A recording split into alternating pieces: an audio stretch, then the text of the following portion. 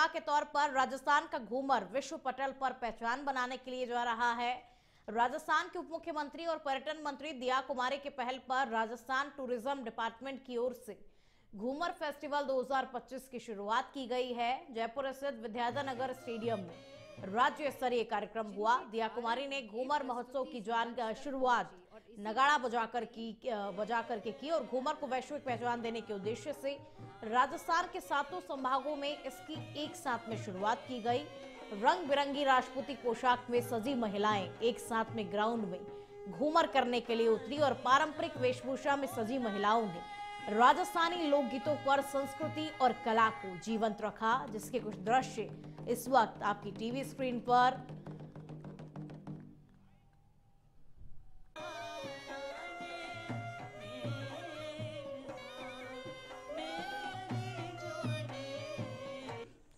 राज्य स्तरीय ये प्रस्तुति इस मंच तक पहुंची और इसी मंच तक नहीं,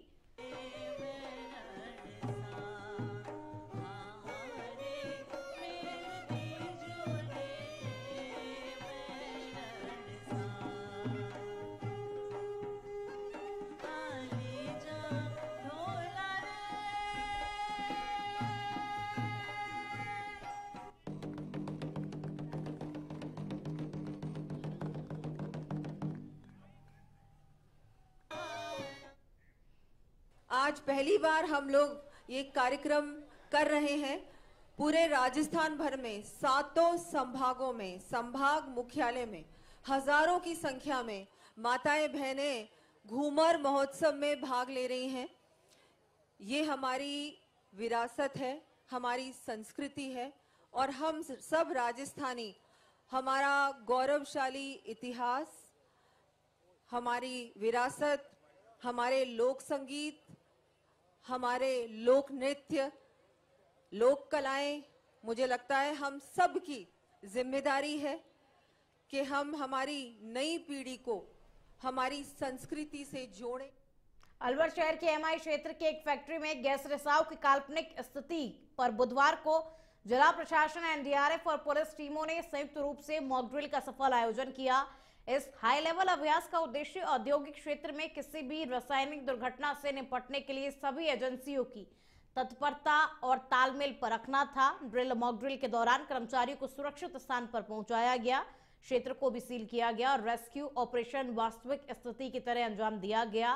पुलिस ने त्वरित कार्डन बनाकर के सुरक्षित मार्ग तैयार किया और भीड़ नियंत्रण तथा ट्रैफिक डायवर्जन को भी सुनिश्चित किया गया। एनडीआरएफ ने गैस डिटेक्शन, रिस्क असेसमेंट और तकनीकी नियंत्रण का प्रदर्शन किया। अधिकारियों ने कहा कि इस अभ्यास से औद्योगिक सुरक्षा और प्रशासन पुलिस की तैयारियों में सुधार होता है।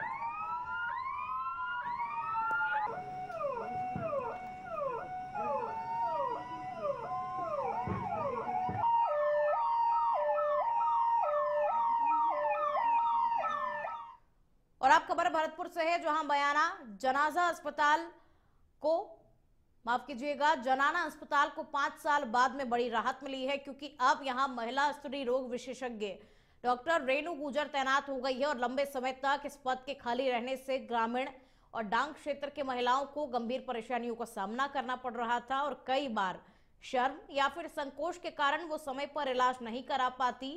डॉक्टर रेणु गुजर के आने से अस्पताल की चिकित्सा व्यवस्था मजबूत हुई और महिलाओं को बेहतर और समय पर उपचार मिल रहा है। पहले से तैनात डॉक्टर साहब सिंह मीणा के साथ मिलकर अब 2 विशेषज्ञ डॉक्टर अपनी सेवाएं दे रहे हैं, जिससे कि सिजेरियन और अन्य ऑपरेशनों के लिए बाहर जाने की जरूरत अब खत्म हो गई है। महिला डॉक्टर की मौजूदगी से महिलाओं में जागरूकता और भरोसा बढ़ा और अब वो निडर होकर अपनी समस्याएं महिला डॉक्टर को बता पाएंगी, जिससे समय पर इलाज संभव भी हो रहा है। राजस्थान सरकार और मुख्यमंत्री भजनलाल शर्मा के प्रयासों से निःशुल्क और गुणवत्तापूर्ण स्वास्थ्य सुविधाएं उपलब्ध हो रही हैं और अस्पताल में पर्ची, जांच, दवाइयां, परामर्श और भर्ती सभी निःशुल्क प्रदान किए जा रहे हैं, जिससे ग्रामीण महिलाएं और उनके परिवारों को आर्थिक और मानसिक राहत मिल रही है।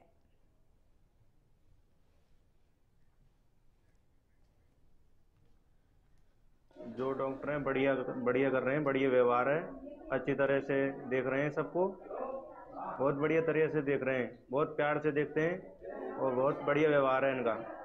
डॉक्टर साहब उनका व्यवहार अच्छा है, वो अच्छी व्यवहार रखती हैं लोगों के साथ, अच्छा वो देती हैं। करीब 2 महीने पहले doctor Renu Dayma ji as a gynaecologist appoint हुई, उससे जो जनाना की व्यवस्था है वो पहले से बेहतर हुई। ऑपरेशन जो पहले हम कम कर पाते थे अब उसकी रफ्तार भी यहाँ पर बढ़ी। कि अब 2 गायनी वाले डॉक्टर्स हो गए हैं तो सिजेरियन की फैसिलिटी बढ़ गई है पेशेंट के लिए, तो हमें इमरजेंसी में पेशेंट नहीं भेज सकते, हम सिजेरियन करेंगे यहाँ पेशेंट का तो पेशेंट को उसका फ़ायदा मिलेगा, भरतपुर नहीं जाना पड़ेगा पेशेंट को। डूंगरपुर के सागवाड़ा थाना क्षेत्र के पाडला हाडलिया गांव के एक किसान ने विषाक्त खाकर के आत्महत्या कर ली। दरअसल मंगलवार शाम को खेत से काम कर वो अपने घर लौट रहा था और घर पर अकेला होने के कारण उसने गेहूं में रखने वाली विषाक्त गोलियों का सेवन कर लिया। इसके बाद तबीयत खराब होने पर उसे सागवाड़ा अस्पताल भर्ती कराया गया, जहां से जिला अस्पताल रेफर किया गया। वहां डॉक्टरों ने उसे मृत घोषित कर दिया। फिलहाल आत्महत्या के कारणों का खुलासा नहीं हो पाया है और पुलिस इस मामले को लेकर के जांच पड़ताल कर रही है।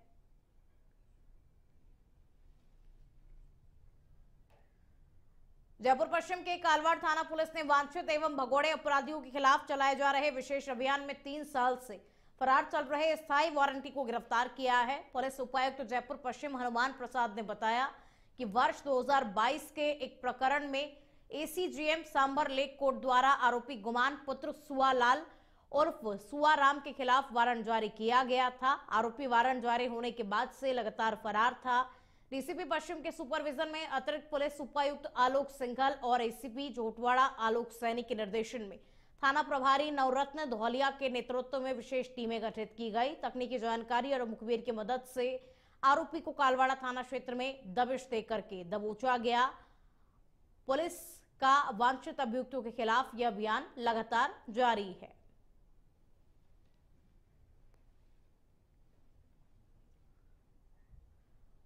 भारत निर्वाचन आयोग ने निर्देशानुसार करौली जिले में विशेष गहन पुनरीक्षण कार्यक्रम जारी है। बुधवार को जिला निर्वाचन अधिकारी नीलाभ सक्सेना ने करौली नगर परिषद और मासलपुर में बूथ लेवल अधिकारियों के द्वारा किए जा रहे परिगणना प्रपत्रों के विवरण और भरवाने के कार्य का औचक निरीक्षण किया। उन्होंने निर्देश दिए कि बीएलओ और सहायक बीएलओ अधिक से अधिक गणना प्रपत्रों का संग्रहण करें और इन्हें निर्धारित समय सीमा में डिजिटाइज करें और साथ ही वॉलंटियर्स अपने अपने क्षेत्र में जाकर के मतदाताओं, खासकर कि महिला मतदाताओं की 2002 की मतदाता सूची से संबंधित जानकारी बीएलओ को उपलब्ध कराएं। निरीक्षण के दौरान यह भी बताया गया कि अगर किसी मतदाता का नाम पुरानी सूची में नहीं है तो परिवार के अन्य सदस्यों के नाम से संबंध स्थापित कर मैपिंग की जाएगी। नए मतदाता फॉर्म नंबर 6 के साथ आयु और निवास प्रमाण पत्र प्रस्तुत कर नाम दर्ज करा सकते हैं, जबकि वोटर आईडी में पिता के नाम जैसी त्रुटि फॉर्म नंबर 8 भरकर दावे एवं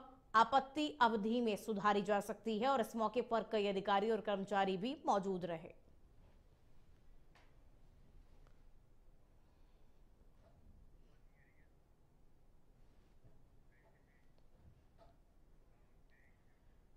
डूंगरपुर जिले के सदर थाना क्षेत्र के नलवा गांव में एक 14 वर्षीय छात्र का शव कुएं में तैरता हुआ मिला। सूचना पर मौके पर लोग एकत्रित हो गए।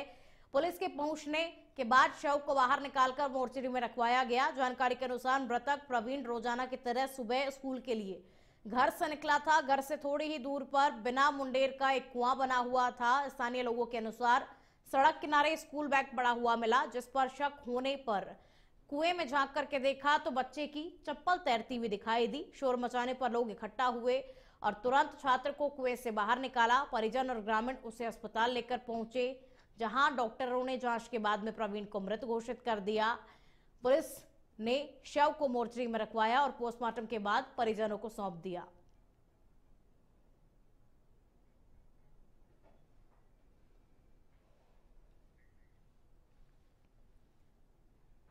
ट्रैफिक व्यवस्था सुधारने और आमजन को राहत देने के लिए नगर निगम ने अतिक्रमण के खिलाफ अपना अभियान तेज कर दिया।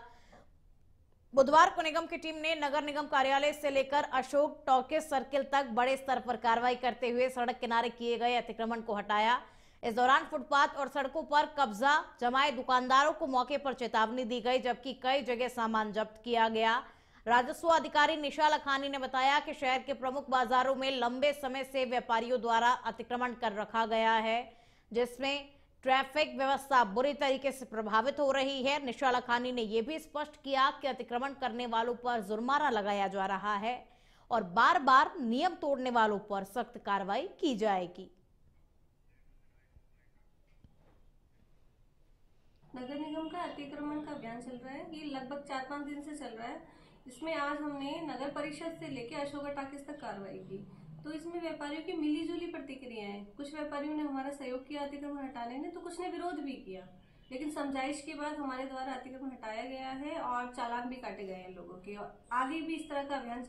और अब खबर जयपुर के कोटखावदा थाना क्षेत्र से है, जहां पुलिस ने डकैती और किडनैपिंग की वारदात के मामले में 1.5 साल से फरार चल रहे एक कुख्यात बदमाश को इंदौर से गिरफ्तार किया है। पुलिस के अनुसार यह आरोपी गैंग का मास्टरमाइंड है, जिसने अपने 4 साथियों के साथ मिलकर एक युवक का किडनैप कर लूट की घटना को अंजाम दिया। वारदात के बाद वो इंदौर भाग गया और लगातार ठिकाने बदलकर पुलिस से छिपता रहा, लेकिन तकनीकी और इनपुट के आधार पर पुलिस ने उसे दबोच लिया। उसके 4 साथी पहले ही जेल भेजे जा चुके हैं और अब पुलिस आरोपी से पूछताछ कर गैंग के नेटवर्क और अन्य आपराधिक गतिविधियों की जानकारी जुटा रही है।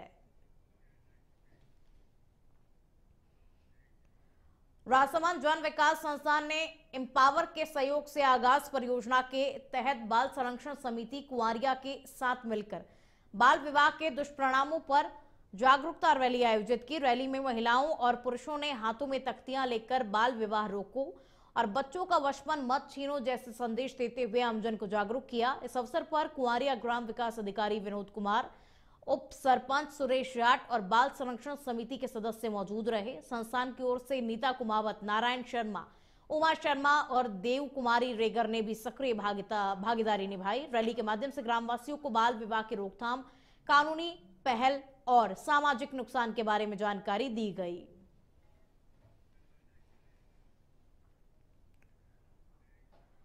भीलवाड़ा के मांडलगढ़ से खबर का रुख करेंगे, जहां बनास नदी में कथित अवैध बजरी खनन के विरोध में चांदगढ़ में चल रहा बनास बचाओ आंदोलन 24वें दिन भी जारी रहा। इस दौरान हुई महापंचायत में बड़ी संख्या में ग्रामीण पहुंचे और आंखों पर काली पट्टी बांध करके प्रशासन की उदासीनता का विरोध जताया। ग्रामीणों ने आरोप लगाया कि बजरी लीज धारक महादेव एनक्लेव प्राइवेट लिमिटेड के ठेकेदार जेसीबी और भारी मशीनों से अंधाधुंध खनन कर रहे हैं, जिससे खेती, पेयजल स्रोत और पर्यावरण पर बड़ा खतरा मंडरा रहा है। लगातार शिकायतों के बाद भी कार्रवाई न होने पर लोगों ने प्रशासन, सरकार और जनप्रतिनिधियों को अपने खून से पत्र लिखकर न्याय की मांग की।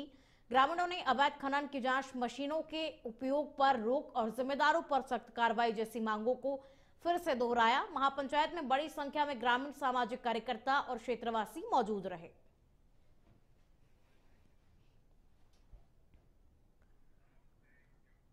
और अब खबर कोटा से है, जहां महावीर नगर थाना क्षेत्र में एक महिला पर पति द्वारा जानलेवा हमला किया गया। घायल महिला गिरिजेश ने बताया कि पति खुशराज ने जूस पिलाने और डॉक्टर को दिखाने के बहाने उसे बाहर बुलाया, सुनसान सड़क पर झाड़ियों में धक्का देकर गिराया और चाकू से उसका एक कान काट दिया। महिला पिछले 2 महीने से मायके में रह रही थी। घटना के बाद में आरोपी खुद थाने पहुंचा, लेकिन महिला ने इसे सोची समझी साजिश बताया। पुलिस ने आरोपी पति को गिरफ्तार कर लिया, जबकि महिला का एमबीएस अस्पताल में इलाज जारी है।